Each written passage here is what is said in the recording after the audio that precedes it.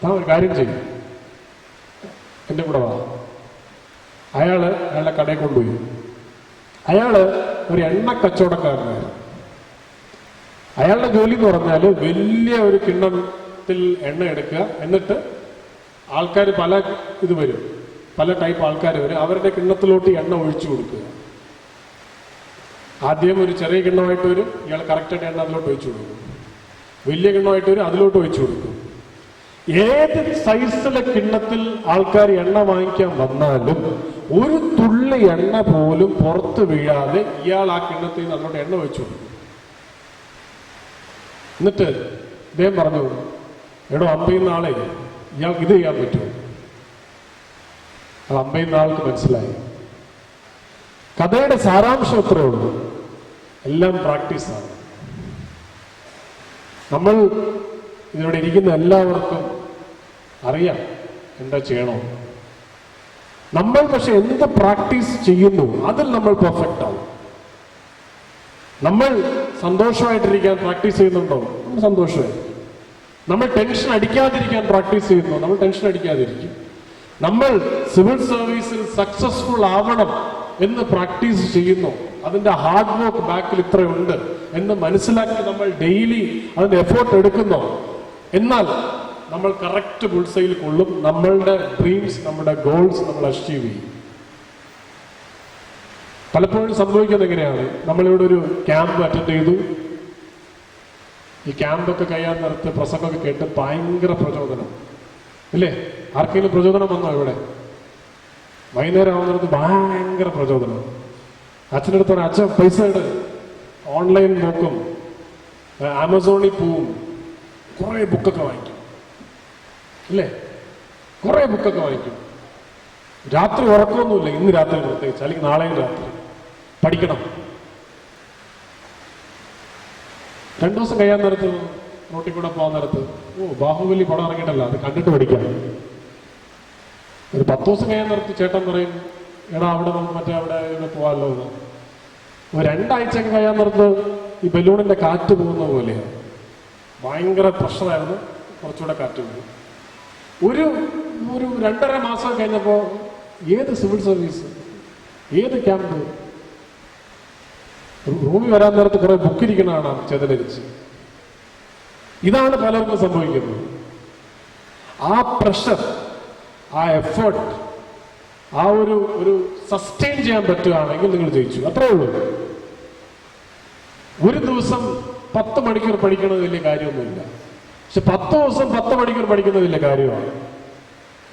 ഒരു വർഷം അത് സസ്റ്റെയിൻ ചെയ്യണമെങ്കിൽ അത് ഭയങ്കര സംഭവമാണ്. നിങ്ങൾ സിവിൽ സർവൻ്റാണ്. സിവിൽ സർവൻ്റ് എന്തിനാണ്? നിങ്ങൾ എന്താ വിചാരിക്കുന്നതാവും? ആരോ പറഞ്ഞതുപോലെ, നിങ്ങൾ ആഗ്രഹിക്കുകയാണെങ്കിൽ the entire universe conspires to help you achieve it. പോളോക്യുലോ പറഞ്ഞതുപോലെ. അപ്പൊ എനിക്ക് ബിഫോർ വൈൻഡ് അപ്പ് എനിക്ക് പറയാനുള്ളതാണ്, ഇവിടെ നാട്ടുകാർ പറഞ്ഞല്ലേ, വീട്ടുകാർ പറഞ്ഞു എന്ന് പറഞ്ഞിട്ട് സിവിൽ സർവൻ്റ് ആവാൻ ഇവിടെ ആരും വരണ്ട. വേറെ ഒന്നും കൊണ്ടല്ല, നമ്മൾ സ്വന്തമായിട്ട് ആഗ്രഹിക്കുന്നതാണെങ്കിൽ നമുക്ക് ആ ഒരു എഫേർട്ട് എടുക്കാൻ പറ്റത്തുള്ളൂ. ബിക്കോസ് ഞാനും സിവിൽ സർവീൻ്റ് ആവാം എന്ന് പറഞ്ഞൊരു കാഷ്വൽ അപ്രോച്ചോടുകൂടി ഒരു ചുമ്മാ നോക്കിക്കളയാൻ എന്നൊരു ഒരു ഫുൾ മൈൻഡഡ് ഡിവോഷൻ അല്ലാതെ ഇതിൻ്റെ പിന്നാലെ നടക്കുകയാണെങ്കിൽ ഇതൊരു വേസ്റ്റ് ഓഫ് ടൈമാണ്. അപ്പം ശരിക്കും നിങ്ങൾ ആഗ്രഹിക്കുകയാണെങ്കിൽ ഇതിലോട്ട് വരിക, വന്നാൽ നിങ്ങളുടെ ഫുൾ എഫേർട്ട് ഇതിൽ ഇടുക. ഫുൾ എഫേർട്ട് 1 ദിവസവും 2 ദിവസവും അല്ല, ആ ഒരു മിനിമം പീരീഡിലിടുക. അച്ഛനമ്മമാര് നിങ്ങളെ സപ്പോർട്ട് ചെയ്യുക. പിന്നെ ആ കഥയിൽ പറഞ്ഞതുപോലെ പ്രാക്ടീസ് ചെയ്യുക, എഫേർട്ട് എടുക്കുക. ആ എഫേർട്ട് എടുത്തുകൊണ്ടേയിരിക്കുക. ഭാഗ്യം, ദൈവം, വിശ്വാസം, ഇതെല്ലാം കൂടുതൽ പ്രാക്ടീസ് ചെയ്യുന്ന ആളെ തുണയ്ക്കും ഇല്ലേ? നിങ്ങൾ കൽക്കട്ടയിൽ പോകുന്ന ട്രെയിനിൽ കയറി ഇരുന്നിട്ട് ദൈവത്തിനോട് പ്രാർത്ഥിക്കുകയാണ്, ദൈവമേ എനിക്ക് അമേരിക്കയിൽ പോകണം. നടക്കൂ? നിങ്ങൾ നിങ്ങളുടെ പാർട്ട് ചെയ്താലേ ദൈവം ദൈവത്തിന്റെ പാർട്ടി. സോ വിത്ത് ദിസ് എനിക്ക് തോന്നുന്നു കൺക്ലൂഡ് ചെയ്യാം. എന്തെങ്കിലും ചെറിയ ചോദ്യങ്ങളുണ്ടെങ്കിൽ. എനിക്ക് തോന്നുന്നു സിവിൽ സർവീസിനെ കുറിച്ച്, ഞാൻ സിവിൽ സർവൻ്റ് ആയത് 10 വർഷം മുമ്പാണ്. ഡോക്ടർ കാർത്തികേയൻ ഇവിടെ ഉണ്ട്, അദ്ദേഹം ഈ അടുത്ത് പാസ്സായതാണ്. സിവിൽ സർവീസിൻ്റെ എക്സാം പാറ്റേൺ എല്ലാം മാറിക്കൊണ്ടിരിക്കുകയാണ്. So I am sure latest ട്രെൻഡ്സും ലേറ്റസ്റ്റ് കാര്യങ്ങളൊക്കെ അദ്ദേഹത്തിന് പറയാൻ പറ്റും. എന്നാലും നിങ്ങൾക്ക് എന്തെങ്കിലും ചോദ്യം ചോദിക്കാനുണ്ടെങ്കിൽ, എന്തെങ്കിലും ക്ലാരിഫിക്കേഷൻസ് ഉണ്ടെങ്കിൽ ചോദിക്കാം. ധൈര്യമായിട്ട് ഈ ചോദ്യം ഞാൻ ചോദിക്കാറുണ്ട്, വേറൊന്നും കൊണ്ടല്ല. നോർത്ത് ഇന്ത്യയിൽ ഈ ചോദ്യം ചോദിക്കുകയാണെങ്കിൽ എല്ലാവരും ചാടി ഇതേച്ച് എന്തെങ്കിലുമൊക്കെ ചോദിക്കും. കേരളത്തിൽ ആരും ചോദിക്കത്തൊന്നുമില്ല, വേറൊന്നും കൊണ്ടല്ല. ഒരു ചമ്മൽ, വേറൊന്നും കൊണ്ടല്ല. എൻ്റെ കൂട്ടുകാരൻ എന്ത് വിചാരിക്കും, എൻ്റെ കൂട്ടുകാരി എന്ത് വിചാരിക്കും, ഞാൻ മണ്ടനാണെന്ന് അവർ വിചാരിച്ചാലോ, എൻ്റെ ചോദ്യം തെറ്റായി പോയാലോ, ഇതൊന്നും ആരും ഓർത്തിരിക്കാൻ പോകുന്നില്ല. നിങ്ങളെപ്പറ്റി ഓർക്കാനല്ലേ അവർക്ക് സമയം. ഇങ്ങനെയൊക്കെ എനിക്ക് തോന്നുമായിരുന്നു. അതുകൊണ്ടാണ് എനിക്ക് ഇന്റർവ്യൂവിന് 120 മാർക്ക് കിട്ടിയത്.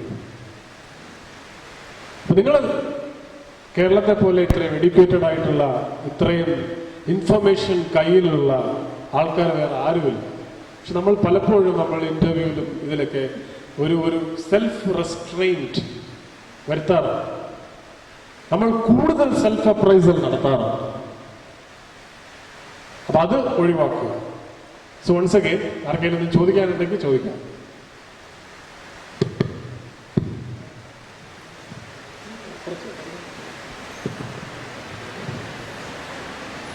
Good afternoon, sir. Good afternoon. I am Amala, coming from Savara.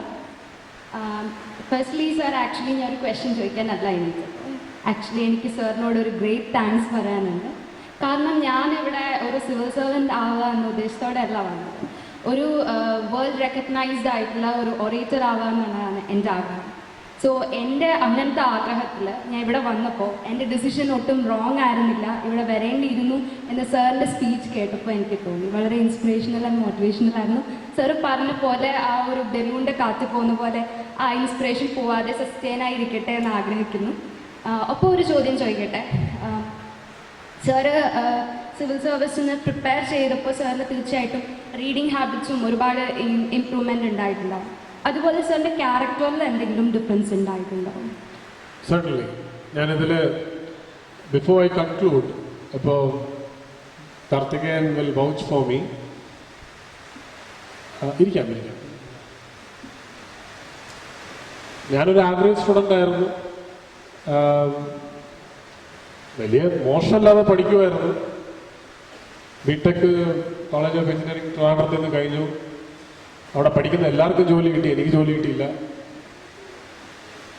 പിന്നെ നേരത്തെ പറഞ്ഞതുപോലെ എൻ്റെ കൂട്ടുകാർ പറഞ്ഞു, നല്ല പരിപാടിയുണ്ട്, നമ്മൾ സിവിൽ സർവീസ് പഠിക്കാൻ പോവുകയാണെന്ന് പറഞ്ഞാൽ നാട്ടുകാരും വീട്ടുകാരൊന്നും ചോദിക്കത്തൊന്നുമില്ല, കുറച്ച് ദിവസം ഈ പേരും പറഞ്ഞ് നടക്കാം.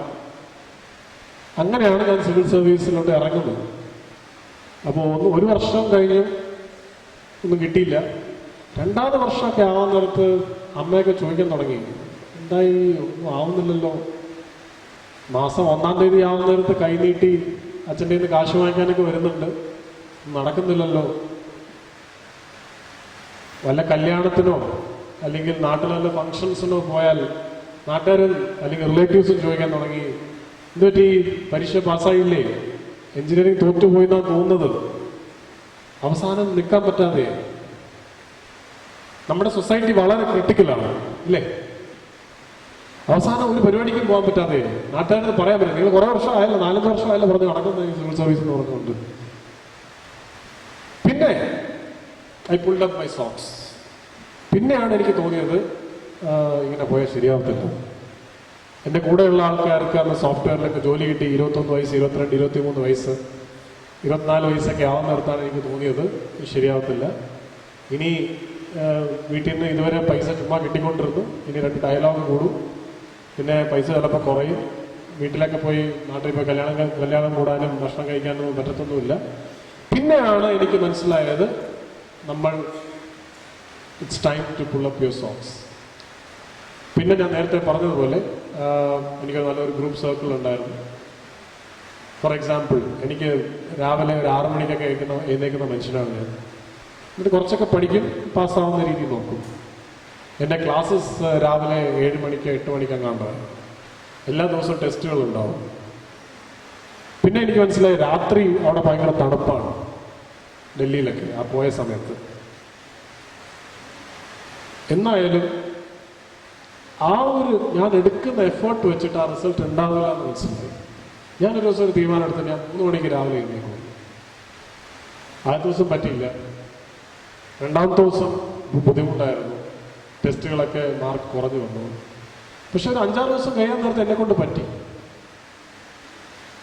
അതൊരു 2 മാസം കഴിയാൻ നേരത്തെ എനിക്ക് അലാറം വേണ്ട.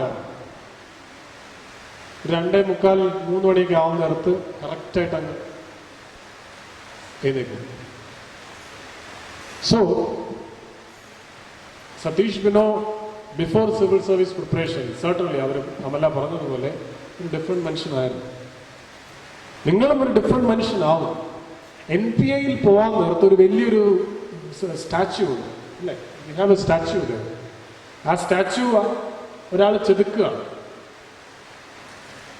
അപ്പൊ NPA എന്ന് പറഞ്ഞാൽ നാഷണൽ പോലീസ് അക്കാഡമി. നിങ്ങൾക്ക് സമയമുണ്ടെങ്കിൽ please go through the website of Sardar Vallabhbhai Patel national police academy. ഒരു IPS ഓഫീസർ 1 വർഷം അവിടെ എന്തൊക്കെ ട്രെയിനിങ് കൊടുക്കുന്നു എന്ന് വളരെ ബ്യൂട്ടിഫുൾ ആയിട്ട് അതിൽ പറഞ്ഞിട്ടുണ്ട്. യൂട്യൂബിൽ സെർച്ച് ചെയ്താൽ തന്നെ training of N IPS officer ചുമ്മാ സെർച്ച് ചെയ്താൽ തന്നെ നിങ്ങൾക്ക് കിട്ടും. അപ്പോൾ ആ ചെതുക്കുന്ന ഒരു സ്റ്റാച്യു ആണ്. അതിൽ പറഞ്ഞിട്ടുണ്ട് നിങ്ങൾ ഈ ട്രെയിനിങ് വരുന്നത് മുമ്പ് ഈ ചെതുക്കാത്ത സംഭവമാണ്. ട്രെയിനിങ് കഴിയാൻ will chisel you to perfection. So this civil service preparation ആയാലും ശരി, അതിൻ്റെ ട്രെയിനിങ് ആയാലും ശരി, വിൽ സർട്ടൻലി ചേഞ്ച് യു. ഞങ്ങളുടെ അടുത്ത് പറയാവുന്ന പോലെ ഞങ്ങൾ നടക്കുന്നത് എങ്ങനെയാണ്? ആദ്യം ഹീൽ ടച്ച് ചെയ്യണം, എന്നിട്ട് പോകണം.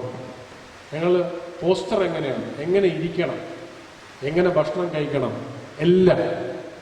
എല്ലാത്തിനും ഞങ്ങൾക്ക് ട്രെയിനിങ് കഴിഞ്ഞിട്ടുണ്ട്. എത്ര ബട്ടൺസ് പുറത്തുണ്ടാവണം, ക്യാപ്പ് ഇട്ടേക്കുന്നത്, അദ്ദേഹം ക്യാപ്പ് ഇപ്പൊ ചുമ്മാ ഇട്ടേക്കെന്ന് വിചാരിക്കരുത്. ഈ ക്യാപ്പിന്റെ ലോഗോ എവിടെ ഉണ്ടാവണം, ആംഗിൾ എത്ര ഉണ്ടാവണം, എവിടെ വന്ന ആംഗിൾ നിൽക്കണം, ഈ ക്യാപ്പിന്റെ ഷേപ്പ് എങ്ങനെ ചെയ്യണം, ഇതൊക്കെ എല്ലാത്തിനും ഓരോ കഥകളാണ്. ഇതെല്ലാം ആരുടെ കാശിലാ? നിങ്ങളുടെ കാശ്. ഏതോ ഒരു എസ്റ്റിമേറ്റ് അനുസരിച്ച് 1.5 കോടിയോളം രൂപയാണ് ഒരു IPSകാരനെ ട്രെയിൻ ചെയ്യാൻ പൊതു എക്സ്ചക്കറിൽ നിന്ന് നമ്മൾക്ക് വേണ്ടി തരുന്നത്. ഞങ്ങൾ പാരാഗ്ലൈഡിങ് ചെയ്തിട്ടുണ്ട്, ഹോഴ്സ് റൈഡിങ് ചെയ്തിട്ടുണ്ട്, ഒരു 10-20 വെപ്പൺസ് ഫയർ ചെയ്തിട്ടുണ്ട്, ഇതെല്ലാം ചെയ്തിട്ടുണ്ട്. അപ്പോൾ ഈ സിവിൽ സർവൻസ് ആവുന്നത് നാട്ടിനെ സേവിക്കാനാണ്. സമ്മതിച്ചു, ഇഷ്ടമാതിരി ഓപ്പർച്യൂണിറ്റീസ് ഉണ്ട്. പക്ഷേ അത് കൂടാതെ നിങ്ങൾക്ക് എല്ലാവർക്കും ഒരു ഇന്റേണൽ ട്രാൻസ്ഫോർമേഷൻ ഉണ്ടാവും. നിങ്ങൾക്ക് എല്ലാവർക്കും നിങ്ങൾ ഇതുവരെ വിചാരിക്കാത്ത ഒരു എക്സ്പോഷർ ഉണ്ടാവും. Certainly at the end of the day നിങ്ങളുടെ ക്യാരക്ടറും നിങ്ങളുടെ സ്വഭാവവും മോൾഡ് ചെയ്യും. Thank you, sir, for your answer. Once again, my heartfelt thank you. Thank you.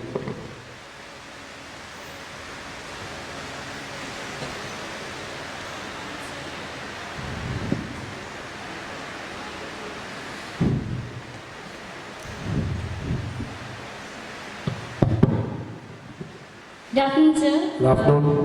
I'm Salma. എൻ്റെ ഒരു ഡ്രീം എന്ന് പറയുന്നത് IPS ഓഫീസർ ആണെന്നാണ്. സോ സാറിന് ഇപ്പോൾ പറഞ്ഞിരുന്നു ഇൻ്റർവ്യൂവിൽ 120 മാർക്കാണ് കിട്ടിയത്. ശേഷം civil service academy, police academy വന്നു, ട്രെയിനിങ് കഴിഞ്ഞു. പോലീസ് അക്കാഡമിയിലെ ട്രെയിനിങ് ആയിരുന്നോ അതോ ഈ സൊസൈറ്റിയിലേക്ക് ഇറങ്ങിയപ്പോൾ ഇവർ ഈ സമൂഹം സാറിനെ എങ്ങനെ ട്രീറ്റ് ചെയ്തു അതിലായിരുന്നോ സാർ ഏറ്റവും കൂടുതൽ വാല്യൂ കൊടുത്തിരുന്നത്? നല്ലൊരു മോൾഡ് ചെയ്തൊരു പോലീസ് ഓഫീസറായി സാർ ഈ ഒരു സൊസൈറ്റിയിലേക്ക് ഇറങ്ങിയപ്പോൾ സാറിന് ഫേസ് ചെയ്യേണ്ടി വന്ന ഒരുപാട് പ്രശ്നങ്ങളുണ്ടാവും. അപ്പോൾ അതിനെയാണോ ഇപ്പോഴത്തെ ഈ സതീഷ് ബിനോയ് IPS ആക്കി മാറ്റിയത് അതോ ആ ട്രെയിനിങ് പീരീഡ് ആയിരുന്നു? അല്ല, നിങ്ങൾ വളരെ കോംപ്ലിക്കേറ്റഡ് ചോദ്യമാണെന്ന് തോന്നുന്നു. എന്തായാലും നമ്മൾ സിവിൽ സർവീസിൽ കയറുന്നത് ഒരു 21 വയസ്സ് മുതൽ 30 വയസ്സിലായിരുന്നു. ബേസിക് ക്യാരക്ടർ ഓൾറെഡി നിങ്ങളുടെ തീരുമാനിച്ചു കഴിഞ്ഞു ഇല്ലേ? അത് എനിക്ക് തന്നേക്കുന്നത് എൻ്റെ അച്ഛനും അമ്മയുമാണ്, എൻ്റെ സ്കൂളാണ്, എൻ്റെ ഫ്രണ്ട്സാണ്. ലൈക്ക് ഞാൻ കാശ് വാങ്ങിക്കില്ല, അല്ലെങ്കിൽ ഇതാണ് എൻ്റെ മൊറാലിറ്റി, ഇതാണ് എൻ്റെ ബേസിക് ക്യാരക്ടർ.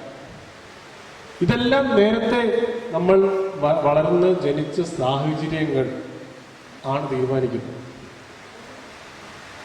അപ്പോൾ നമ്മളൊരു 21-22 വയസ്സൊക്കെ ആവാൻ നേരത്തെ തന്നെ ബേസിക് ക്യാരക്ടർ സെറ്റായി കഴിഞ്ഞു. IPS അക്കാഡമിയിൽ നമ്മൾക്ക് വേണ്ട ടൂൾസേ തരുന്നു. For example IPC, CRPC, firing എങ്ങനെ, കുതിര ഓടിക്കുന്നത് എങ്ങനെ. സോ എൻ്റെ ഒരു അഭിപ്രായത്തിൽ നമ്മൾ നമ്മുടെ ഇനീഷ്യൽ ഇയേഴ്സ്, ഞാൻ പലതും പഠിച്ചേക്കുന്നത് എൻ്റെ അച്ഛൻ്റെ കയ്യിൽ നിന്നാണ്, എൻ്റെ അമ്മയുടെ കയ്യിൽ നിന്നാണ്. എൻ്റെ അച്ഛനും അമ്മയുമാണ് ലോകത്തിലെ ഏറ്റവും ബെസ്റ്റ് ടീച്ചർ, അത് പറയാൻ പറ്റില്ല. പക്ഷെ പലരും പറയും എൻ്റെ അച്ഛനും അമ്മയാണ്, വേറെ ഒന്നും അവർക്ക് അറിയത്തില്ല.